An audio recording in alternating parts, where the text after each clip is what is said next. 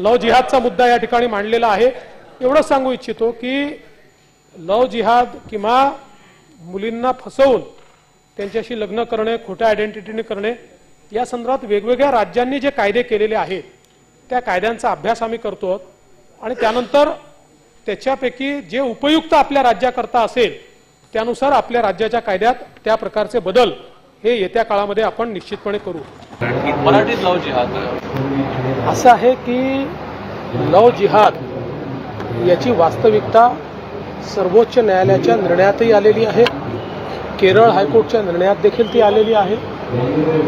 एका धर्मातल्या व्यक्तीने दुसऱ्या धर्मातल्या व्यक्तीशी लग्न करणं हे गैर नाही, पण खोटं बोलून, खोटी आयडेंटिटी तयार करून, त्या ठिकाणी फसवणूक करून अशा प्रकारचं लग्न करायचं आणि मुलं जन्माला घालून सोडून द्यायचं, ही जी प्रवृत्ती चाललेली आहे, हे जे फूस लावणे, फसवणूक करणे, जाणीवपूर्वक खोटारडेपणा करणे, असं जे चाललेलं आहे हे मात्र योग्य नाही आहे आणि म्हणून या संदर्भात जी काही योग्य कारवाई आहे ती राज्य सरकार करेल।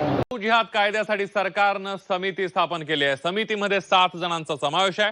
पोलीस महासंचालकांच्या अध्यक्षतेखाली या समिती ही काम करणार आहे। लव जिहादचं धर्मांतर रोखण्यासाठी कायदा होणार आहे। समिती राज्यातील कायद्याचा अभ्यास करून कायद्याच्या अनुषंगानं शिफारस करणार आहे।